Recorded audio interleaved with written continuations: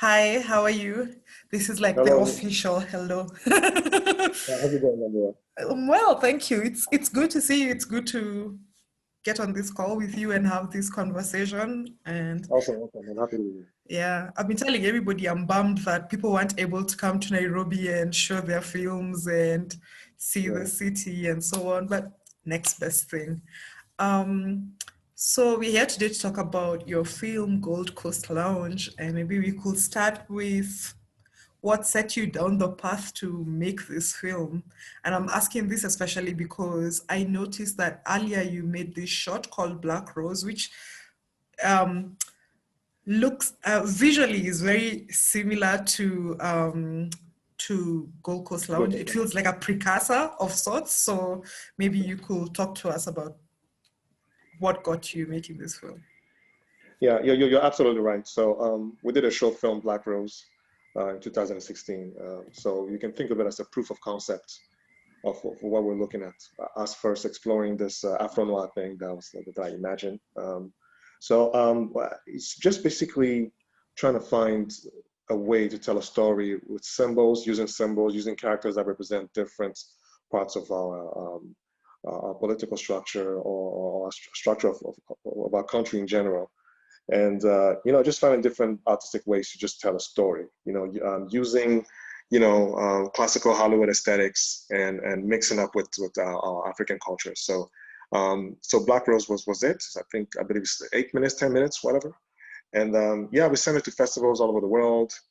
I wouldn't say it did well, but 2 years later, we did the feature film. I still wrote the feature film script and tweaked a lot of things out that I want to tweak and try to make a powerful story with a message that I felt would be strong as well. And then put the cast together, the whole production thing, and then there you go, Gold Coast Lounge.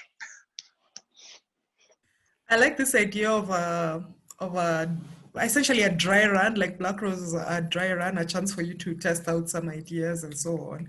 And, Yeah, there are fewer budgetary constraints to making a short than there are to making a feature length film because it is almost 120 minutes. So it was quite a massive undertaking, I would imagine. yes, yes, yes. Yeah, so maybe talk to us a little bit about this Afro-noir genre and, what goes into the making of it, what goes into the imagining of it, all of that good stuff. Yeah. Well, I think almost every film student, which I'm not, I was a film student, of course, 15 years ago, 16 years ago. Um, uh, I think that the first year, one of the first things you study are film noir, Hollywood classic films made in the 1940s, 50s, I guess. That was when Hollywood actually found their voice for the first time. They actually found their voice, how to shoot films, how to tell stories, how to light, and what themes to use, and they had a very, very, very strict structure, which was very, very interesting. It was a good barrier between telling a story like in a linear way and at the same time using symbols and using, being artistically complex. So I just want to do that. I just want to, myself as a filmmaker, that was after maybe 13, 14 years of directing. I just wanted to just also go back to basics, after years of shooting music videos and other feature films, etc. Go back to basic, make a black and white film, shoot it like a film noir, but tell our story, as basic and as naked as possible. And when I say naked and basic, centuries ago when we're telling stories, we had symbols in there. We had, a little bit of magic in there, etc., which we have in this film.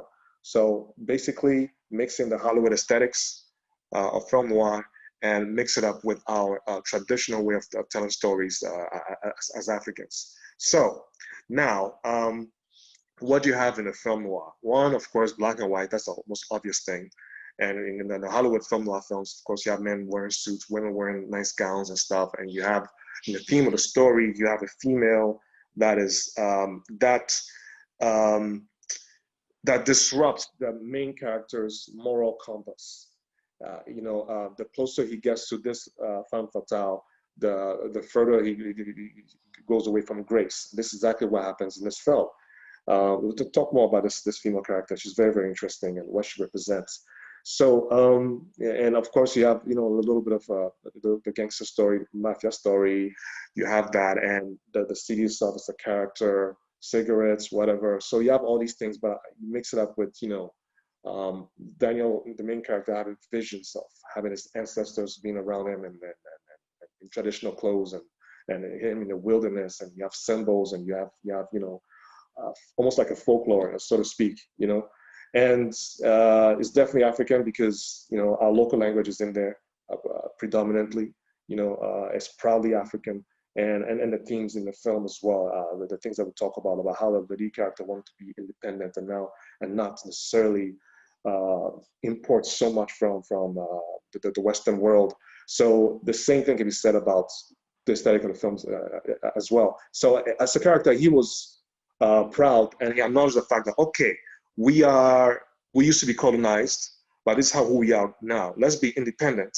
Still have those elements of our pre-colonial past, and still have elements of our traditional past, mix it up, boom. And I did the same thing as well with the filmmaking. Afro-noir. It's a film noir, but it's African.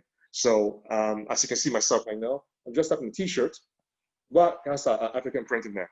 You know, so me, I feel this is our identity today. You know, we are a result of our colonial past, and we're still, you know, a product of our ancestors. And boom, so let's move forward this way.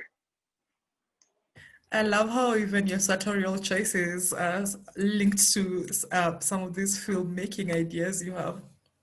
Love to see it. Um, Awesome. one of the things I remember when I was watching the film, I take copious notes when I'm watching a film outside of a theater where the room is dark.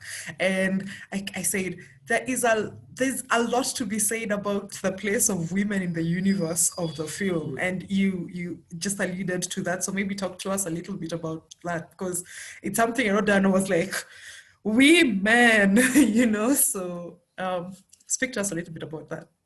The place of women in the film, or what the film says about the place of women? Yeah, take it how you Okay. will. Okay, so now let's break down each female character step by step.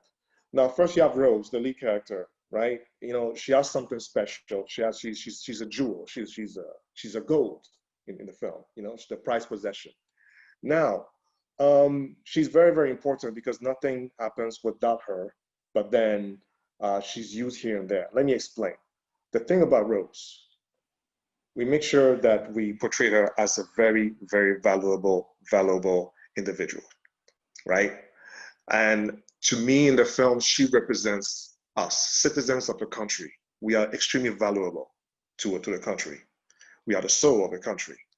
And we are seduced by leaders that promise us this, promise us that, promise us this, promise us that. And what do? Whatever promise we are given, we go ahead and follow that leader, and we go ahead and just vote for that leader. And at the end of the day, we always get screwed, which is basically what happens to her in the film, no matter where she goes, you know? So it wasn't until the end that she started becoming very, very assertive, because it's become very, very, you know, instead of just following whatever promises people give her, how about she creates a promise? How about she decides, okay, let me make a difference. This is where I stand, let me make a difference, okay? Everybody has messed up, so let's all work together, forgive each other, and just move on and with a purpose, you know? So that's where she stands. So basically her character is someone that I feel that, you know, saw where she did wrong because she didn't see, she wasn't that fully educated about what's going on. But once she's fully educated about what's going on and what her purpose is and what everybody's purpose is supposed to be, then she started making a difference. Instead of just following, she now become a leader herself. Now, another very important character that a lot of people ignore is the young girl, Ama. Um, now, her character represents the future because she's the youngest in the film, and she represents the future, and she's the one that just sees all the leaders, all the, you know, the older people fighting against each other, being all selfish, everybody disagreeing, and once they disagree, they start fighting instead of like finding ways to work together, you know. And what she predicted came to pass.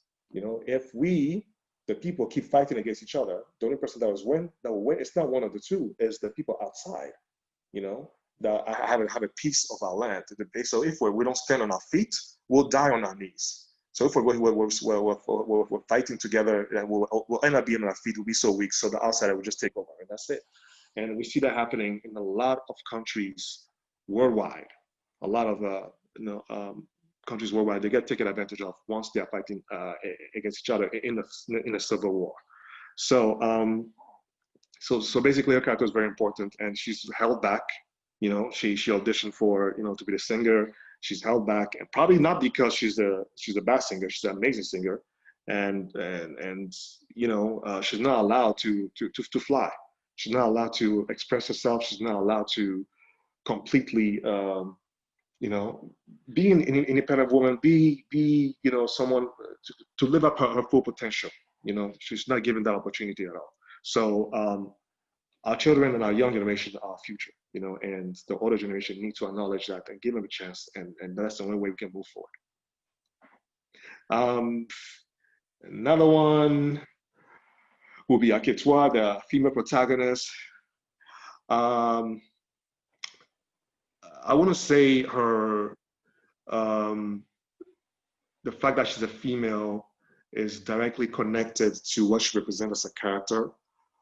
Originally, that character was supposed to be a man years ago, in the script years ago. But I just felt that for the reason of diversity, on the side of the antagonist, there had to be a female in there, you know, for the film itself, because it had to be very, very diverse. Because it's not just about the parts of women in society, it's also the parts of women in the film as well.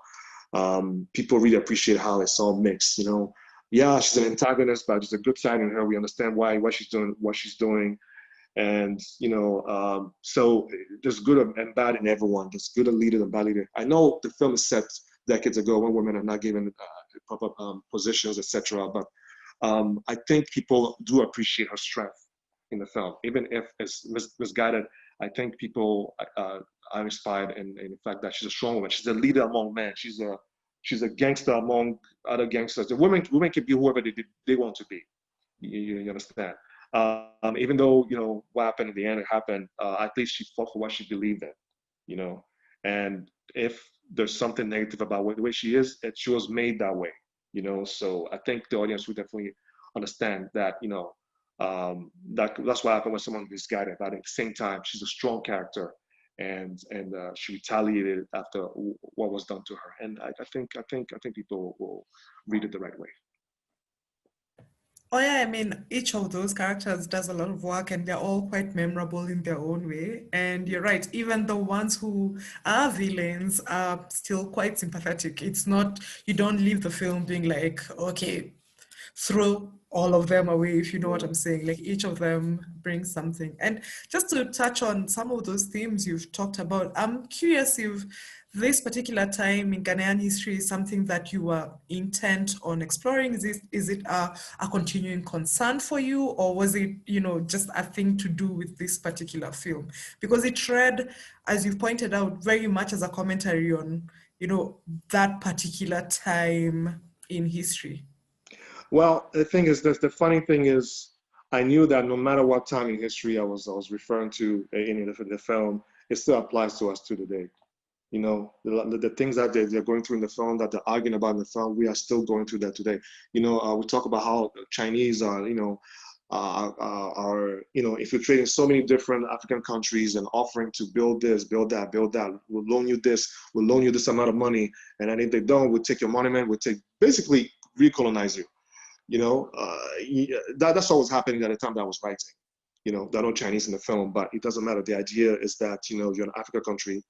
Instead of working hard to be independent, no matter how long that takes, you know, some of our leaders will just do whatever they can to just find whatever they can benefit from immediately. But that unfortunately will have long-term negative effects on their country, which they will not necessarily experience. You know what I mean? So, but the country itself will suffer from it. You know, so my character, you know, it represents those leaders. You know, he's been offered money. Okay, yeah, let's take that money because most of the money will go in my pocket anyways. The rest of my people will suffer, but hey, every man for himself, and I care about me, so let me just make my money, and then yeah, that's it. My characters represents, basically the kind of person that will benefit and that profited from the slave trade. The slave trade wasn't just the white people that enslaved Africans. Africans were part of the slave trade. We enslaved our own people.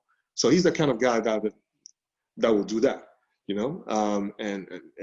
and basically the idea of trying to build our economies by using our own resources ourselves instead of other people doing it for us, instead of us importing, that has very strong positive long-term effects on our economy.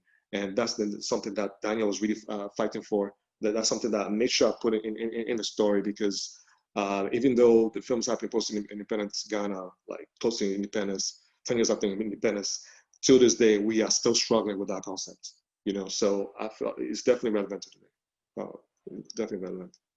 And I must say, as an allegory, it works for way more countries than just Ghana, because those Yeah. issues are current, as you're saying, but they're also common across the continent and across the global south, really, So we love that.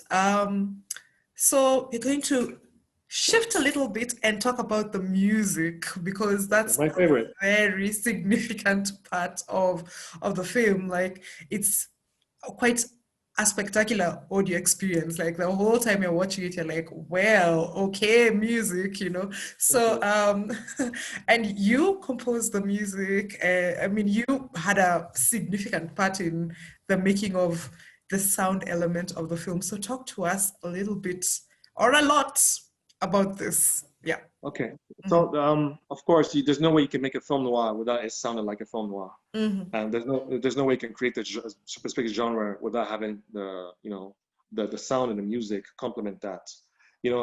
Honestly, when you're watching a film, it's a lie. You're not watching it, you're hearing the film as well. Hearing is 50% of your experience when you're watching the films. So someone says, "Oh, I watched this film." You just watch it, you heard it. You know what I'm saying? And right now, I'm not just talking to you, I'm seeing you. So the seeing, the hearing, they go hand in hand. The music was my favorite part of the whole process by far. I'm not gonna lie. It was extremely fun. Of course, the music. I was making music before I even touched the camera. I always want to become a director, but growing up, I also did quite a bit of music. I studied it, etc. So, and during the post-production of the film, I was actually taking courses. Waking up at 4 o'clock in the morning, I'll take a course for 2 hours, and then I'll just start writing, composing a little bit, and then specifically while editing, I was trying to do the tracking and actually make music according to the scenes. So that was a good maybe 4 months process of everything. So over maybe 1.5 hours of music was created, 4 songs were written, and I think 3 songs made the film. I would say 2.5 because one of them is a medley, and one of them didn't make the film. And yeah, so the idea is just as you write the film, as you see the actors wearing their clothes for the first time, just the same with the process of writing the script, the music would just come to you. The more you do it, the more you feel it. But the thing, I'm a spiritual person, so I feel like the music wrote itself. The songs that was written, that was sang by Rose, I just, if you ask me to write the song right now, I wouldn't do it, but it just came as I was writing the film, So I wrote those, composed the music, and the music as well. If you look at the history of our music in our country, it also reflects who we are, like what I spoke about before. Now, the highlight music, right? Originally, I can't tell you exactly the times. I know it was early in the last century. Our ancestors were singing hymns using traditional instruments. Like it was a way of being of expressing their solidarity and their unity among themselves. That was the only thing. The traditional instruments, like the drums, etc., and also a sepera, all our traditional instruments. And gradually, maybe around the 50s and 60s, around the time of the film, I guess, um, European instruments started being used, especially with jazz music and classical instruments. And once we started fusing both traditional instruments and the European instruments, that is when gradually high life music started coming through. High life is like, yeah, basically a mixture of jazz and our traditional instruments, to say the least. That's so that's where I started. So basically, um, so when I talk about the lead character saying that we are a product of our colonial past and a traditional past, and the way to move on is to actually blend the both, mix the both, and move forward with it. That's exactly what happens and what happened in our music history. With highlight music and eventually Afro beats, all those things. So I reflected that with the music as well. So the way I broke it down, some scenes you have complete traditional instruments, the drums. For example, when the two kids fighting and stuff. So basically, just reflecting how they're descendants of African warriors from the past. So we just a scene like that. I just used drums, African instruments. So by the time that they grew up a little bit and started wearing the suits and everything, that's when the jazz instruments, the European instruments that are coming in started sounding like a film noir. You know what I mean? Yeah, and when the always the club, boom, that's when the Afro jazz and the highlight music starts coming in. So yeah, so it's an amazing experience, going into um, this territory, musical territory that I feel has never been explored before. So for me to actually dive into that, tunnel that was completely dark, and then gradually dig in and using my torchlight to find new territories to just make this thing make sense and sound amazing. It was a great experience. That's one thing that makes I feel people enjoy when they watch a movie the second time or the third time. They're like, okay, what's this guy's music sound like? So whenever Daniel shows up, we hear this melody. Okay, so whenever she shows up, we hear this melody, and oh, now it sounds different because she's and how this guy's melody and her melody mixed together. It's one of those things that that's it's a nice gift for people who watch a movie a second or third time. And I do that myself as well. So I'm really looking forward to making more films and exploring music that way. I feel as an artist that's how I'm gonna make my films for the rest of my career. Yes, and I'm gonna make music that way. We're using those techniques definitely. The people are listening to you, so they're going to hold you to that and be like, do you remember when you said this is going to be the thing you're going to be doing? But for instance, I watched an interview in which you spoke about the different, I want to call them like audio signatures that each of the characters had. And Yeah, now when it was being played back, I was like, aha, I see that. I see that. So it's very beautifully layered. As you're saying, it's a film that invites you to watch it again, yes, yes. which is the dream, really. I mean, you want to have something that people can keep coming back to, and you did that. Um, yeah, related to the fact that you composed music for this film is the fact that you had multiple roles in the making of Gold Coast Lounge. I mean, Yes. no, you acted, you made music, and you did a bunch of other things. So, what advice would you have for filmmakers who are also looking to inhabit different roles in the making of their films? Because we are accustomed to the actor acting, the director Yeah. directing, if you know what I'm saying. So, A, how was that? How was it having all of these different roles? But also, B, what advice would you have for somebody who's looking to do something similar? Okay, my advice is don't do it. um, Okay, that's the first answer. What's the next one? okay. Basically, yes, I acted, directed, composed the music, wrote the songs, edited. What else did I do? Some small field graphic design here and there. The thing is, that it's all an attribute to my early days, 15 years ago when I started. I didn't have a life. When I was from age 19 to 21, I didn't have a life.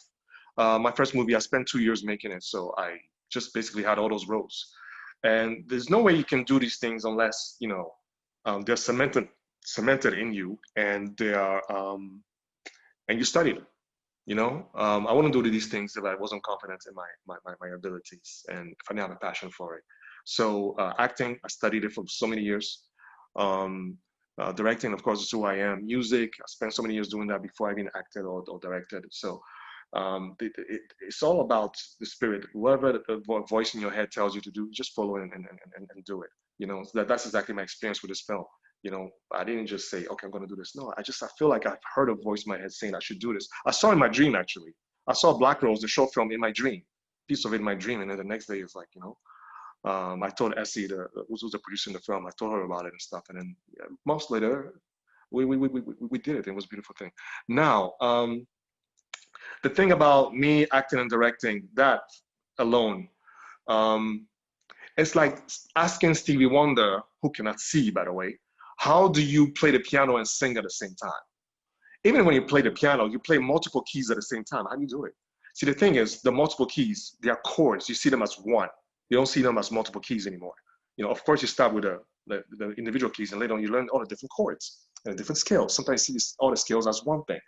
Now, I started acting and directing for 15 years. For my first movie, I did it for years. My second movie, you know, I was acting and directing in them too. But I never played a lead character in my films. That would never happen. But I always play sort of supporting character in there. And to me, it's all one. However, what you saw on Gold Coast Lounge is my final performance as an actor in my own films. I will never act again. The reason why I'm saying that because of all the roles that I played, this was the most emotionally draining character I've ever played. And I know, yeah, you see it in the film, but then it's more than that. You know, films, you have multiple takes, you know, multiple outtakes, and also all the rehearsals and the spiritual journey I had to go through in order to take myself there, etc. Has identity complex. He's an atheist. He's, you know, very, very conflicted individual, you know, and he wears his heart in his sleeves, and he wears his beliefs in his heart and his sleeves strongly, you know. Yeah, the first day of shooting, I barely slept because my eyes were really, really, really, really sore. Because the first day of shooting alone, one, you have to shoot the boxing scene. Two, you have another crying scene. You have a crying scene there after the boxing scene. You have another crying scene where like he breaks your hand, and that shoot was draining. The scene where I get my hand broken, just lots of screaming, lots of retakes over and over and over again, and lots of crying. And I'm done. I have to go back to directing. Like, come on, you know what I mean? That's a lot for one individual to take. You know what I mean? I'm gonna take a walk. Is that okay? Sure, we'll join you Okay. on your walk. No, I'm right here. I'm right here. I'm still speaking. Exactly. We'll join you on your walk. This is the first time this has happened during any of these conversations. We love the change of scenery. Great. So it's very emotionally draining. Mhm. So I don't mind, you know, I'm still acting in other productions, you know, for other directors, no matter how emotionally powerful it is. But for me to direct and play a character like that again, forget about it, never again. So, but I think if I can say so myself, I think I did a good job. You know, I think it's a good. Even though it's some people's first time seeing me act, whatever, unless you watch the short films that are online, I give my all in this one as an actor, and yeah, and voila, Gold Coast Lounge. There you go. Yeah, I read in an interview, I think an interview or something you gave where you said, yeah, this is the last time I direct myself or something along those lines. And I was like, Yeah. never say never. But you're saying it very clearly. I know that this is our last question, but I know that the film was nominated for quite a number of awards. I think it was quite 18 at a certain award. Nomination. Okay, well, that I was took notes. I took notes. I promise you. yeah. But That was Ghana Movie Awards in November 18. yes, We ended up winning yes, eight. We won 8 of those yes. awards. Yeah, Ghana Mm-hmm, Movie Awards. mm-hmm, And mm-hmm, since then, we won, you know, a few more awards after that. So 11 awards in total so far. Yeah, mm-hmm. yes. Yeah, the reason I'm asking is because I watched a few interviews where people said this is so massive for Ghanaian film etc. So maybe as we wrap up, maybe you could talk a little bit about where Gold Coast Lounge fits in that, you know, continuum of Ghanaian filmmaking. And I know that sounds like the big question I should have started off with, but it's as good a question to wrap Um, this up with. The thing is, for me as a director, I'll keep making films that, proudly represent Ghana and proudly is aware of its Ghanaian identity, you know, and an African identity, and it's not in a way to just say Ghanaians are better or whatever. No, it's like we're here too. That's basically my message. Kenyan films are great. Come on, Nairobi, a Half Life alone. Come on, that's such as it's a career inspirational changing film already. And but I feel this is the first time. It's not my directorial debut, no, but it's my first time writing and producing a film in Ghana, writing, directing, and producing. In the other films that I've done, I was a gun for hire, But this is my first contribution, and from here, I just wish circumstances will become better, so that way we will be able to just produce more films and that keep challenging the norms of creativity, the barriers of creativity, what an African film should be. Because I'm a film graduate from Canada. I'm a student of the game, but I'm African, so I cannot wait to just make more. If I don't quit directing, that is, because I don't know. Yeah. So if I don't, I hope to make more films that that are creative and that are accepted, internationally in terms of aesthetics, but also proudly African. So that's what I can say. So what should the people expect from you next? One, and two, is there an original soundtrack from the film floating around somewhere that we can download? Ooh, that's very, very interesting.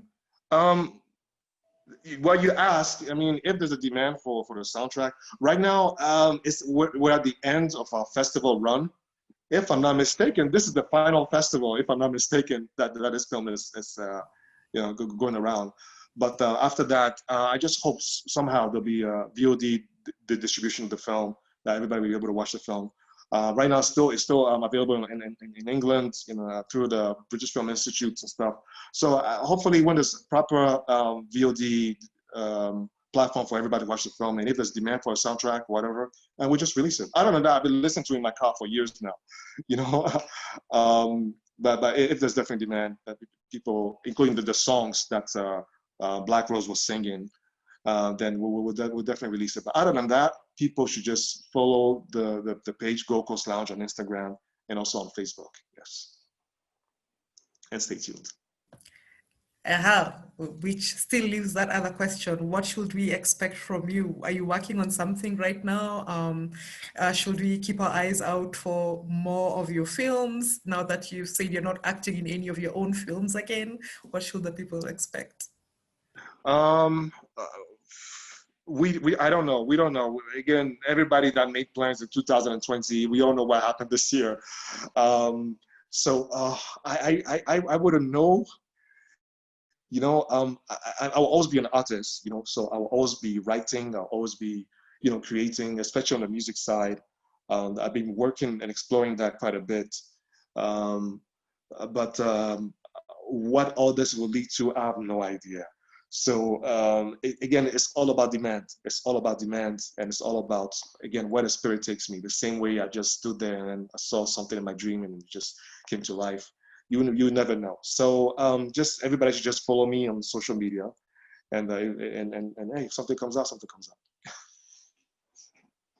But if it Thank does come out, it's going to be big. Thank you so much, Pascal, for making time to have this conversation. Thank you for Gold Coast Lounge. It's a really beautiful film to watch, to listen to even. So yeah, and all the best with whatever comes of this film. As you said, this is the end of its festival run, but it has all this life ahead of it, and I wish you all the best. Thank you so much to you and to everybody in the team. It's a really good honor for the film to just be accepted so many festivals and showcased to so many new audiences everywhere. So I'm very, very humbled, and I really appreciate it. Thank you so much for having me. All right, then have a good evening. You too. Take care. Bye. Bye.